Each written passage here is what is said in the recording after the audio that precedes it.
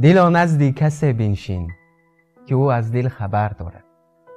به زیر آن درختی رو که آن گلهای تر دارد.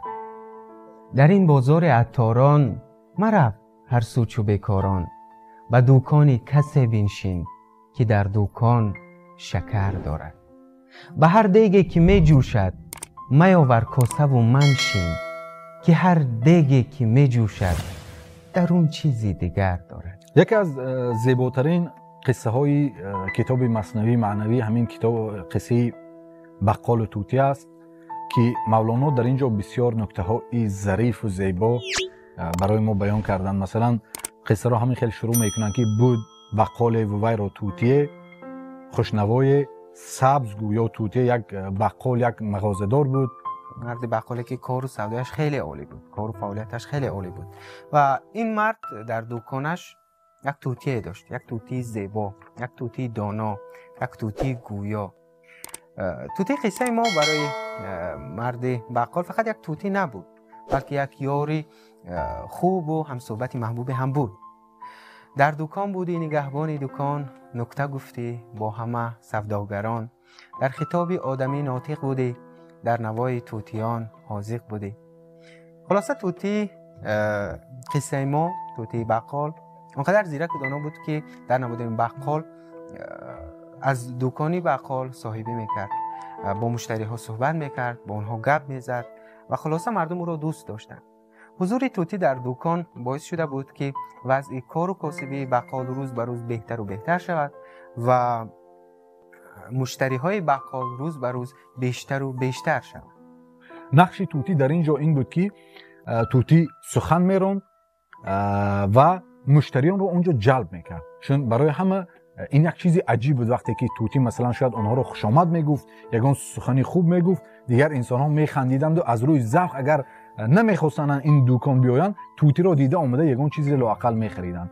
به این خاطر بسیار مشتری ها داشت این مردی بقال گویم. خب از قضا روز این مرد به خانه رفت پی کار. طوطی در دکان خودش تنها ماند، زیق شد، کمی آواز خواند. بعداً از آواز خواندن هم کمی خسته شد. بعداً تصمیم گرفت که کمی بازی کنه. شروع کرد به جست و خیز.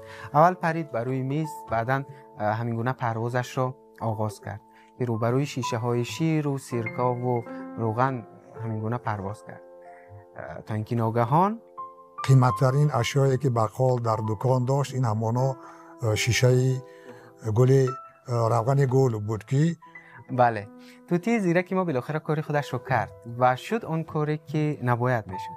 گوشه یکی از بالهایش هنگام پرواز به شیشه های روغن برخورد و روغن از روی میز افتاد و بر زمین شکست.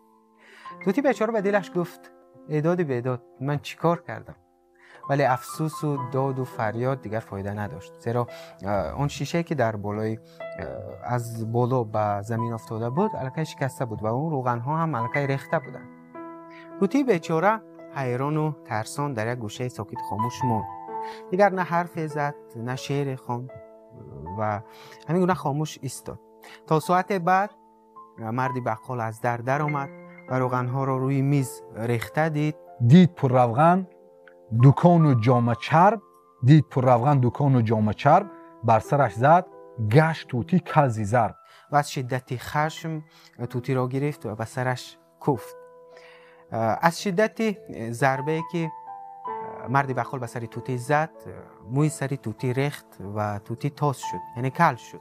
خلاصه بعد چند لحظه مرد بقال آمد و از طوطیش عذرخواهی کرد، ولی از سنگ صدا بود و از طوطی نه. و مرد بقال هرگاه که میخواست به طوطی مهربانی کند یا چیزی بگوید طوطی رویش را باز میگرداند و ساکت و خاموش در یک گوشه میماند. مرد بقال فکر کرد که طوطی هم حتما ترسیده است و پس از چند روز حتما حالش خوب میشود و برای من دوباره یک دوست خوب و همصحبت محبوب میماند. اما طوطی روزی که چند سخن کوتاه کرد، مرد بقال از ندامت آه کرد. در این میان چند روز دیگر طوطی سخن نمیراند، مشتری ها کم میشدند، مرد دیگر پشیمان شد از کار کرده خود، چون این طوطی خوشزبانش از سخن گفتن مانده بود. خب ریش برمیکند و میگفت ای در کافتاب نعمتم شد زیر میغ. مرد بقال هر روز ریش برمیکند و میگریست وقتم داشت که ریش برکند و بگیرد، چون بلال شدن توتی قصه ما واقعا آفتاب نعمت بقال زیر ابر شده بود و آسمان قلب و چشم بقال واقعا ابری بود. بقال هر روز و هر شب خودش را ملامت میکرد که چرا با دستان خویش ریشه به تیشه خود زده است، چرا به خاطر یک شیشه روغن خودش را به چاهی نیستی افکنده است. بقال از کرده خود، از کار خود به شدت شرمنده بود و هر کسی را که میدید میگریست و میخواند. دستی من بشکسته بودی آن زمان که زدم من بر سری آن خوش زبان. کاش که دستی من میشکست، ریش روحایش رو میکن که من چرا این کار رو کردم. خب اینجا بسیار یک نکته ظریف است. مولانا میگن که هر تصمیمی که در حالتی خشم و غضب گرفته شود نتیجهش پشیمانی است. این مرد آمد، البته توتی گناهکار بود، لیکن توتی نمیدونست که این کار بد است. او پرواز کرد و روغن رو ریخت. لیکن کاری مرد که از روی خشم و غضب بود، کاری کرد که دیگر توتی از گفتن باز ماند. البته این گفت فقط بین خودمان بماند که بقال قصه ما دلش برای توتی نمیسوخت، بلکه دلش برای کار و سودایش میسوخت که دیگر کسی به دکانش نمیبیاید. بقال قصه ما از این غمگین ناراحت نبود که توتیش لال شده است، بلکه ناراحتی و غمش از این بود که مشتریهایش را از دست داده است، چون بسیار از مشتریها به خاطر توتی و خوشزبانی های او از بقال خرید میکردند. روزه که چند سخن کوتاه کرد، مردی بقال از ندامت آه کرد. دیگر آه وای فایده نداشت، چون الکی توتی از سخن گفتن باز مانده بود. بقال که از به حرف نآمدنی توتیش ناامید شده بود، شروع کرد به نظر و نیاز و هر کاری که از دستش می آمد و می توانست کرد. هدیه ها می داد هر درویش را تا بیابد نطق مرغ خویش را. ما هم در زندگی عین همین رفتار میکنیم. یک رفتار رو میکنیم، یک کار رو از روی خشم و غضب، بعدی دیگر آه و ناله روی موی میکنیم که فایده نداره. حتی مولانا میگن که هدیه ها میداد هر درویش را تا بیابد نطق مرغ خویش را. او حتی هدیه میداد، به قول امروزی ما صدقه میکرد که شاید به همین واسطه دوباره توتی من به سخن گفتن درآید، اما فایده نداشت. ما هم وقتی که یک کاری بد رو میکنیم، برای دیگر اصلاح آن هر کار رو حاضر میکنیم، لیکن دیگر سود ندارد. به این خاطر علاج واقعه پیش از وقوع. به این خاطر گفتن که در حالت خشم و غضب هیچ وقت تصمیم نگیرید، چون هر تصمیمی که در حالت خشم و غضب گرفته شد حتما نتیجه پشیمانی رو به بار می آورد. خب دومین نکته که از این همین بیت هایی که ما حالا گفته میگیریم این است که در تربیت کودک، روانشناسی کودک هم همین رو میگوید. خب کودک هم مثلا به آن حد عقلش رشد نکرده است که خوب رو از بد در بیشتری حالت ها تشخیص دهد، لیکن ما مناسبتی برعکس به او انجام میدیم. شاید او یک خطاگی کرد یا که یک چیزی گفت، ما زود در سر او میزنیم. همین کاری ما باعث می شود که عین همین توتی کودک دیگر استعدادش رشد نمیکند. دیگر آن کودک نمیتواند به خودش باور کند، چون هر بار خواهد اگر او یک چیزی گوید یا یک کاری انجام دهد، فکر میکند که اگر من این کارو گویم خطا باشد، من در سرم یک شپاتی میخورم یا که مرا جنگ میکنند. به این خاطر آهسته آهسته کودک دیگر استعدادش رشد نمیکند و یک محکم ترسو میشود.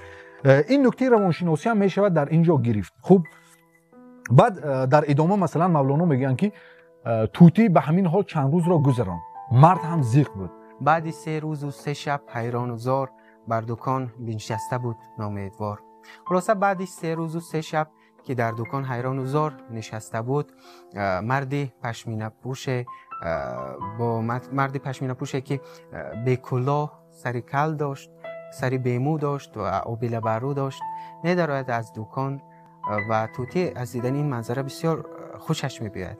همان اندیشه و به همان تفکر توتیانه که خود داشت و او را دید و فکر کرد که این هم مانند او صاحبه دارد و همچنان با فکری وی چنان نمود که وی هم از شیشه روغن ریخته است و برای همین هم جزای خود را دیده است.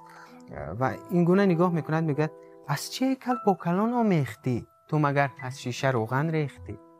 بیچاره توتی گمان کرده بود که هر نفری که از شیشه روغن ریخته است مثل او کل هست، تاس شده است. هر نفری که از شیشه روغن ریخته است از صاحبش ضربه خورده و موی سرش ریخته است.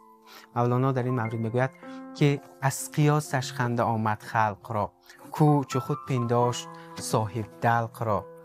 کاری پاکان را قیاس از خود مگیر، گرچه ماند در نوشتن شعر و شیر. در خط فارسی شعر و شیر یک خیل نوشته می شود. شعر و شیر یک گونه نوشته می شود.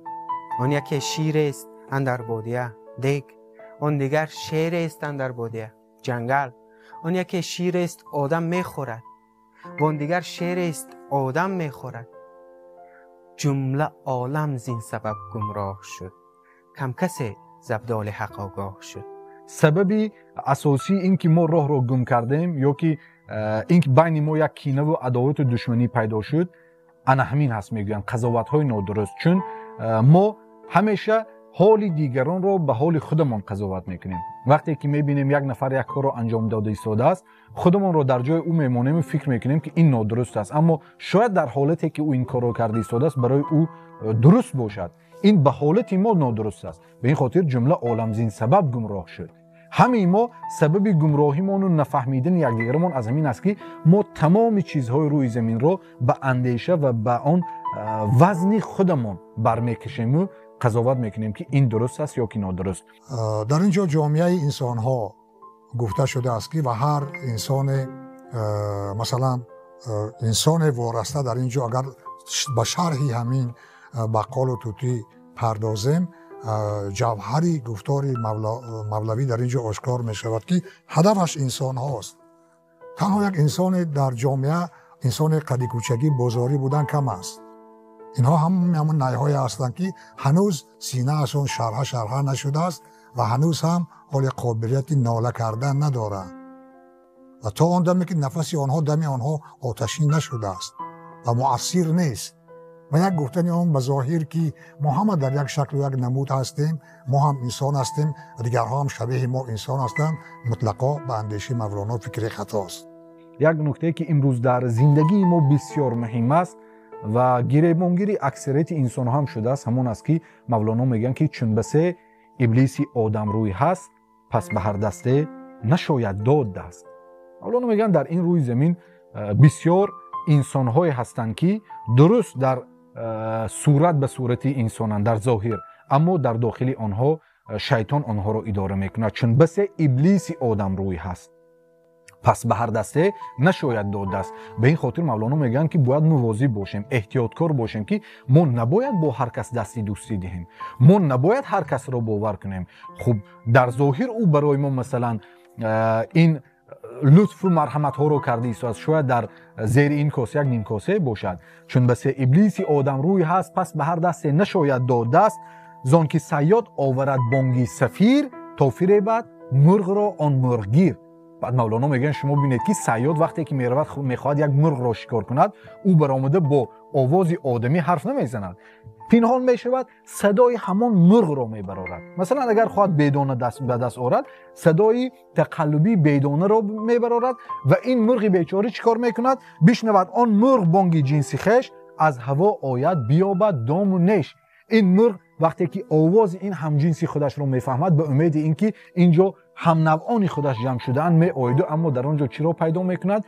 دام و نیش، در دامی صیاد می افتد. توتی در اینجا شد انسان متکلم اما هنوز پرورش نیافته و بعد قلندر که در آنجا می آید یک نمونه انسانی که از هر دو جهان کون و مکان وارسته است، هر دو دنیا را پشت پا زده است و اختیار کرده است.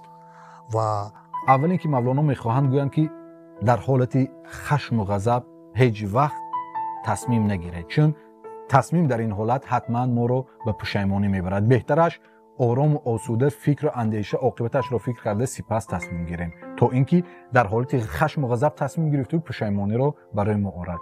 خب دومین نکته که میخوایم از این قصه گیریم این است که قضاوت های نابجا نکنیم، زود قضاوت نکنیم. چون هرچند ما تجربه زیاد داشته باشیم، هرچند مثلا سن و سالمون بزرگ هم شده باشد، ما نمیتونیم زود یک چیز رو قضاوت کنیم. یک مثال معروف است، میگن یک مادر از کودکش که دستی او 2 سیب بود طلب کرد که یکی از این سیب ها رو به من ده. بعد این کودک برای اینکه سیب رو به مادرش دهد، اول به هر 2 سیب یک نگاه انداخت، سپس یک بار اینش رو و یک بار اینش رو گزید. مادر تمام امیدش رو یک بار کند از کودک خود، از فرزند خود، که من این رو با همه محبت کلام کردم، من این رو اینقدر دوست می‌دارم، یک سیب رو از من دریغ داشت، حتی او رو گزید. بعد از چند لحظه کودکی از هر دو سیب یک باری گزیده بود، این رو به مادرش پیشنهاد کرد، گفت مادر جان اینش خوبتر بوده است، اینش شیرینتر بوده است. دوباره از روان مادر خنده پیدا شد و امیدش زنده تر شد. یعنی مادر بعد به خود گفت که درست است که من از این سالها چندین سال بزرگم، اما قضاوت من در مورد فرزندم نادرست بود. من فکر میکردم که این دلش نشد، اما این کودک برعکس میخواست خوبتر را به مادر عطا کند. به این خاطر مولانا هم میگن که ما زود قضاوت نکنیم، چون هر یک چیز با گذشت وقت بعد معلوم میشود که این چی بوده است.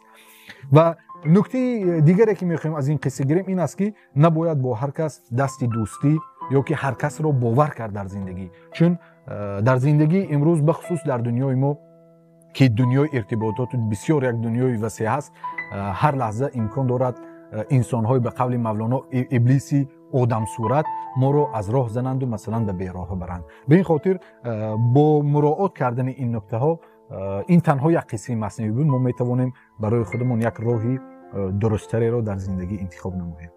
این رو نه تنها در ایجادیات مولانا در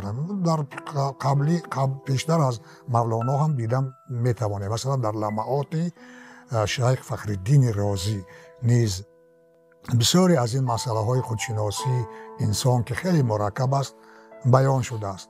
میگوید که چون اگر ما یک لحظه با آینه نگریم این ظاهری ماست، چون از ما از آینه برویم همچنان خانه آینه خالی می شود و چیزی از این نقش باقی نمی ماند. یا گفته می شود که قطره،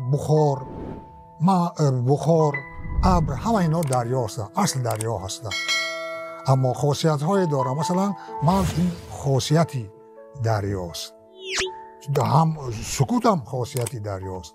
وقتی که در مقابل حادثات ما میافتیم، گاهی سکوت میکنیم اگر آرام است و گاهی موج میزنیم اگر باد مخالف میوزد. شبیه یعنی مهمترین رسالت انبیا همین عدالت بود و اگر همین عدالت باشد نیاز به احسان نیست. این هم سخنی مولاناست.